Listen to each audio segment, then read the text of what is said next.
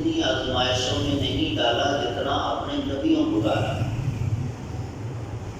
اور ایک بات یہ بھی سمجھنے کی ہے کہ اللہ تعالیٰ ان آزمائشوں کے ذریعے اپنے بندے کے درجات کو بلند کرتا ہے، لیکن یہ اس وقت ہوتا ہے کہ جب بندہ ان آزمائشوں میں، ان امتحانوں میں کامیاب ہونے کی کوشش کرتا ہے، حوصلہ نہ ہارے، اللہ کی رحمت سے مایوس نہ ہو، رب کا دروازہ چھوڑ کے کسی اور کو نہ پکارنے لگ جائے، اللہ رب العالمین کی شریعت کے خلاف کسی دوسرے راستے پر نہ چل نکلے، تو پھر اللہ تعالیٰ اس کی وہ خواہش بھی پوری کر دیتا ہے، اور بعض اوقات یہاں خواہش نہیں پوری کرتا، اس کا ریوارڈ جنت کے لیے لکھ دیتا ہے۔ تو ہمیں یہ بات اچھی طریقے سے سمجھنی چاہیے، چھوٹی سی آزمائش آئی، بیماری آ گئی، فقر آ گیا، کچھ اور اس طرح سے پریشانی آ گئی، جلدی ہمت ہار جاتے ہیں، مایوس ہو جاتے ہیں، ایسا نہیں ہونا چاہیے۔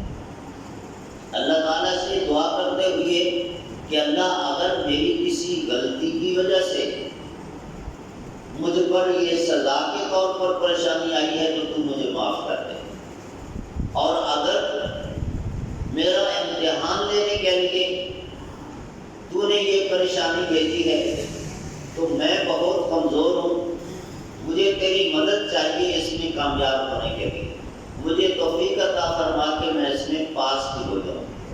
جب بندہ یہ اندازہ اپناتا ہے تو اللہ تعالیٰ اپنی رحمت کے سارے دروازے کھول دیتا ہے۔ تو ابراہیم علیہ السلام ایک طویل عرصے تک اللہ تعالیٰ سے اولاد مانگتے رہے، 80 سال سے اوپر عمر تھی، بعض تاریخ دانوں نے 86 سال بھی کی، لیکن 80 تو کم از کم فکر ہے نا۔ اب اتنی دیر تک اللہ سے دعا مانگتے رہے، اولاد نہیں مل رہی، پھر اللہ تعالیٰ نے اولاد دی، بیٹا دیا۔ تو اب اتنی منتوں اور اتنی دعاؤں اور تمناؤں اور التجاؤں کے بعد اگر کسی کو اولاد ملی ہو، بیٹا یا بیٹی، اس والد اور والدہ کی کیا کیفیت ہوگی یہ ہم اندازہ لگا سکتے ہیں۔ پھر اللہ تعالیٰ نے یہ معصوم بچہ آرڈر کر دیا کہ یہ بھی اور اس کی ماں بھی، اس کو وہاں جنگل میں چھوڑا۔ ابراہیم علیہ السلام نے رتی برابر تردد نہیں کیا۔ اچھا یہ تو کر سکتے تھے کہ اللہ سے دعا کر لیتے، اللہ سے التجا کرتے، جیسے ہم بیمار ہو جائیں تو اللہ سے شفا مانگتے ہیں، فقر غربت آ جائے اللہ سے رزق مانگتے ہیں، یہ ساری چیزیں تو مانگ لیتے اللہ تعالیٰ سے کہ اللہ یہ آزمائش نہ ڈال۔ اللہ میں دیکھیں اتنے عرصے کے بعد آپ نے مجھے بیٹا عطا فرمایا، اب یہ مجھ سے دور نہ فرما۔ کر سکتے تھے دعا کرنا منع بھی نہیں تھا، لیکن ابراہیم علیہ السلام سپرلیٹو ڈگری پڑھتے کہ جب رب کا آرڈر آ گیا تو اب اس پر التجا بھی نہیں کرنی ہے، حکم ماننا۔ جنگل میں چھوڑا ہے۔ اب وہ لمبا واقعہ ہے، آپ لوگ پچھلے دنوں میں آپ نے تو تباہ حضرات سے سن چکے ہوں گے کہ حضرت حاجرہ نے کہا کہ اگر اللہ کے نام پہ چھوڑ رہے ہیں تو پھر کوئی مسئلہ نہیں، اگر رب کا آرڈر ہے نا۔ آپ دیکھیں یہ گھر کی تربیت ہے، گھر میں بھی یہ ماحول ہو کہ ان کو بھی اللہ کی شریعت اور اللہ کے حکم کا لیول اور سٹیٹس پتہ ہو کہ اگر ادھر سے کوئی آرڈر ہے تو پھر شوہر کو یا گھر کے سرپرست کو مجبور نہیں کرنا ہے، پھر اس آرڈر کو ماننا ہے۔ یہ سارا واقعہ ایک ایک قدم پہ بڑے سبق سکھاتا ہے۔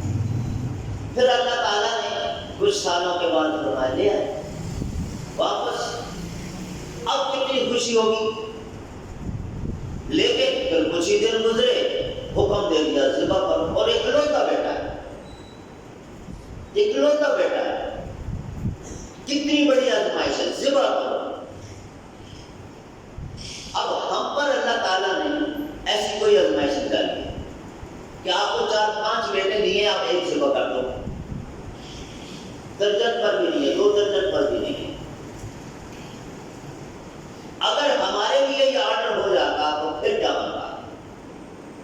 وہ اکلوتا بیٹا بھی ذبح کرنے کے لیے تیار ہو جائے. اور بیٹے نے بھی کس طرح فرما برداری کا ثبوت دیا. اب اللہ نے پھر اپنا وعدہ پورا کیا. جب دیکھا کہ یہ میرا بندہ امتحان میں کامیاب، قد صدقت الرؤیا، تو پھر اللہ نے وہ چھری جو اسماعیل کی گردن پہ نہیں چل رہی تھی، اسماعیل کو ایک طرف کر کے جانور نیچے، ابراہیم علیہ السلام نے سمجھا بیٹا ہی ذبح کر رہا ہوں، اور گرم گرم خون ہاتھوں پہ پڑا، تو اپنے طور پہ کامیاب کہ ہاں جی میں نے بیٹا ذبح کر دیا. جب آنکھوں سے پٹی ہٹائی تو دیکھا تو مرد کو. اللہ تعالیٰ بالکل اسی طرح ہم سے بھی یہ جانور نہیں ذبح کروانا چاہتا. اصل مقصد جانور کی گردن پہ چھری چلانا نہیں ہے، اصل مقصد کچھ اور ہے کہ اللہ کی محبت کے سامنے ساری محبتیں قربان، ان پر چھری چلانی ہے. رب کی محبت کے سامنے بیوی آئے آڑے میں، بیوی قربان، بیٹا آئے بیٹا قربان، ماں باپ، بہن بھائی، رشتہ دار، جاب، بزنس، سب اللہ کے قانون کے سامنے کچھ نہیں. پہلے اس کا حکم، بعد میں کوئی ہوتی. جس نے یہ ساری نعمتیں دی ہیں اس کے آرڈر کو، اس کی محبت کو سب سے اوپر رکھنا ہے. اور اس کے بالکل اپوزٹ جو برائیاں ہمارے اندر آئی ہیں، یہ جانور کی گردن پہ چھری چلانا اصل میں زنا کے اوپر چھری چلانا ہے. بغض، کینہ، حسد کی گردن پہ چھری چلانا ہے. چوری، ڈکیتی، چیٹنگ، فراڈ کی گردن پہ چھری چلانا ہے. گالی گلوچ کی گردن پہ چھری چلانا ہے. ایک دوسرے کے حقوق غصب کرنے کی گردن پہ چھری چلانا ہے. یہ اس پوری قربانی کا اصل فلسفہ ہے، صرف جانور ذبح کرنا ہے. اس کے بعد اگلی باتیں زیادہ تر آپ کو معلوم ہے. الحمدللہ اب مثالی یہ سارا گوشت خود نہیں کھا لینا ہے، اللہ نے اجازت دی ہے، لیکن اس کا مطلب یہ نہیں ہے کہ آپ پورے کا پورا جانور فریز کر لیں. یہ موقع ہے کہ غریبوں کو یاد رکھیں اور زیادہ سے زیادہ بانٹیں. اور پھر جو نبی صلی اللہ علیہ وسلم کی حدیث ہے کہ ان 3 دنوں میں خون بہانے یعنی جانور ذبح کرنے سے زیادہ کوئی عمل افضل نہیں. سارا صدقہ خیرات اور یہ ساری چیزیں بعد میں، ان دنوں میں صرف جانور ذبح کریں. خوب پیٹ بھر کے غریبوں مسکینوں کو کھانا کھلائیں، گوشت کھلائیں. یہ ایک ہوگا. اس کے ساتھ ساتھ چند باتیں میں اور آپ کی خدمت میں گزارش کروں کہ نیکی کے نام پر ہم ایک بہت بڑا گناہ کما رہے ہوتے ہیں. مثلا عید کا جانور لائے اور بنات لگا کے پوری گلی بند کر دی، پبلک کا راستہ بند کر دیا. وہ جی قربانی کے جانور کھڑے ہیں. اگر کسی محلے والے نے کہا کہ بھائی راستہ تو کھول دو، بھائی جان مہربانی کریں، تو 3 دن کی بات ہے تو ہو جائے گا، اتنا تو برداشت کریں. آخر آپ پڑوسی ہیں، اتنا تو کوآپریٹ کریں. اس کو پہلے کوآپریٹ کرو، یہ آپ کو کرنا چاہیے. راستہ بند کر کے پبلک کو تکلیف پہنچا کے کوئی عبادت نہیں. حجر اسود کو چومنا سنت ہے، عبادت ہے، لیکن نبی کا کیا حکم ہے کہ اگر مسلمانوں کو وہاں تکلیف پہنچ رہی ہو، دیگم مشتی ہو رہی ہو، ہٹ جاؤ گے پیچھے. حجر اسود کو آپ نہیں چومو گے. ہاتھ لگا سکتے ہیں آسانی سے تو لگا لیں، ہاتھ بھی نہیں پہنچ سکتا بالکل چھوڑ دیں، دور سے اشارہ کر کے آگے چلے جائیں، مسلمانوں کو تکلیف نہ پہنچے. تو یہ بات اچھی طرح سمجھ لیجیے کہ پبلک کو تکلیف پہنچا کے اس کے کاروبار کا مسئلہ ہو، اس کے گھر کا مسئلہ ہو، اس کے راستے کا مسئلہ ہو، کسی بھی طرح آپ جو ڈسپیوٹڈ آئٹم ہے ان کو تو چھوڑ دیں. قاری عبد الباسط کی تلاوت لگا دیں اونچی آواز سے، ناجائز ہوگا. تلاوت ناجائز نہیں ہے، یہ عمل آپ کا. راستہ بند کرنا، چوری کی بجلی چلانا، لوگوں کو پریشان کرنا. اس وقت لوگ نہیں سننا چاہتے، مجھے اجازت نہیں ہے کہ میں زبردستی سناؤں.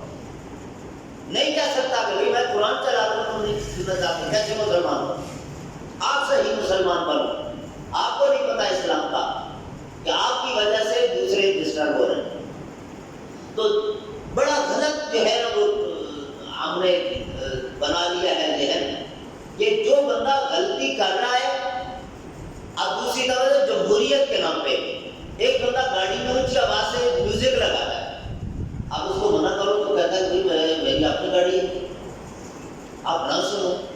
سگنل پہ کھڑا ہے آپ کے برابر میں، اس نے آپ نے شیشے کھولے ہوئے ہیں، اونچی آواز سے آپ کے پاس آواز آ رہی ہے، اور ہمارا ایسا اندھا یہاں کا قانون اور اندھی انتظامیہ اس کو کہے گی کہ بھائی اس کی مرضی یہ چلا رہے ہیں، آپ کیوں اس کو روک رہے ہیں؟ آپ نہیں سننا چاہتے تو نہ سنو۔ اس کو نہیں کہیں گے کہ بھائی آپ زبردستی کیوں سنا رہے ہو، آپ نے سننا ہی ہے تو والیوم کم کرو، آپ نے شیشے بند کرو، اس کو یہ ہے۔ اب اس کے بعد آج آپ قربانی کریں گے الحمدللہ سب، تو کوشش کیجیے کہ گوشت بعد میں سنبھالے، پہلے جو غلاظت ہے وہ سنبھالے، وہ راستے میں نہ پڑی ہو، وہ لوگوں کے لیے تکلیف کا سبب نہ بنے۔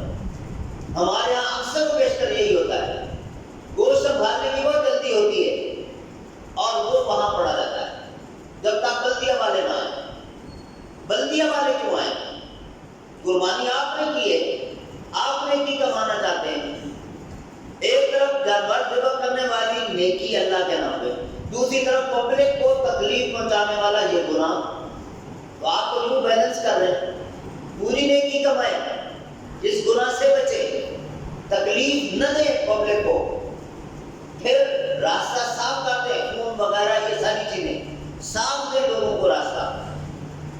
یہ چند چیزیں تھیں جو اس قربانی کے دن کے حوالے سے سمجھنے کی ضرورت ہے، اور 2 دن مزید قربانی کے ہیں، اور پھر ان میں تکبیرات کثرت کے ساتھ پڑھنے کا حکم ہے، خاص طور پہ نمازوں کے بعد ان چیزوں کا اہتمام کیجیے۔ اور تو یہ میں نے عرض کیا کہ بغض، حسد، کینہ، لڑائی جھگڑا، دوسروں کا حق مارنا، بری خواہشات، ان سب کو قربان کرنے کا جذبہ سیکھنے کا یہ آج دن ہے۔ اس طرح میں جانور نہیں ذبح کروں گا اللہ کے نام پہ، اللہ کے قانون کی خاطر ان ساری برائیوں پر بھی چھری چلاؤں گا اور ان سے بچوں گا۔ اللہ رب العالمین نے ہم سب کو صحیح معنوں میں مسلمان بننے کی توفیق عطا فرمائے۔ سبحان ربک رب العزت عما یصفون وسلام علی المرسلین والحمد للہ رب العالمین۔ دعا کریں۔ الحمدللہ رب العالمین والعاقبۃ للمتقین والصلاۃ والسلام علی سید الانبیاء والمرسلین۔ ربنا ظلمنا انفسنا وان لم تغفر لنا وترحمنا لنکونن من الخاسرین۔ ربنا آتنا فی الدنیا حسنۃ وفی الآخرۃ حسنۃ وقنا عذاب النار۔ ربنا لا تزغ قلوبنا بعد إذ هديتنا وهب لنا من لدنك رحمة إنك أنت الوهاب۔ ربنا اصرف عنا عذاب جهنم إن عذابها كان غراما إنها ساءت مستقرا ومقاما۔ اے اللہ، یہ جو آج تم نے ہمیں عید کا دن عطا فرمایا ہے، اس کی تمام برکات ہمارے نصیب میں فرما۔ اے اللہ، اس دن کی نیکیوں کا ہمیں پورا پورا ثواب عطا فرما۔ اے اللہ، اس دن جو برائیاں ہو جاتی ہیں، غلطیاں ہو جاتی ہیں، گناہ ہو جاتے ہیں، ان سے تو ہمیں محفوظ فرما۔ اے اللہ، اس قربانی کے پیچھے جو اصل فلسفہ ہے وہ ہمیں سمجھنے کی توفیق عطا فرما، اور ہمیں اپنی عملی زندگی اس کے مطابق بنانے کی توفیق عطا فرما۔ اللہ، جو ہمارے بیمار ہیں ان کو کچھ شفائے کاملہ عاجلہ نصیب فرما۔ جو لوگ بے اولاد ہیں، تجھ سے اولاد مانگتے ہیں، اللہ تو ان کو نیک اور صالح اولاد عطا فرما۔ اللہ، جن کو تو نے اولاد دی ہے، اس اولاد کو اپنے والدین کے لیے صدقہ جاریہ بننے کی توفیق عطا فرما۔ اللہ، ہمارے دوست، احباب، رشتہ دار، عزیز و اقارب، والدین، اساتذہ جو اس دنیا سے رخصت ہو گئے، توحید پر فوت ہوئے، اللہ تو سب کی بخشش اور مغفرت فرما۔ اللہ، ہمارے والدین نے جو ہم پر احسانات کیے، جو نوازشات کی، ہم ان کا پورا بدلہ نہیں چکا سکے، نہ چکا سکتے ہیں۔ اللہ، اپنے خاص فضل و کرم سے تو ان کو بہتر صلہ عطا فرما۔ جن کے والدین زندہ ہیں ان کو صحت عافیت والی لمبی زندگی عطا فرما، اور جن کے والدین اس دنیا سے رخصت ہو گئے، اللہ تو ان کی بخشش فرما، ان کے درجات کو بلند فرما، اولاد کو ایسے کام کرنے کی توفیق دے جو ان والدین کے لیے صدقہ جاریہ بن جائے۔ اے اللہ، ہمارا ایک ایک عمل اپنی نبی کی سنت کے مطابق بنانے کی توفیق عطا فرما۔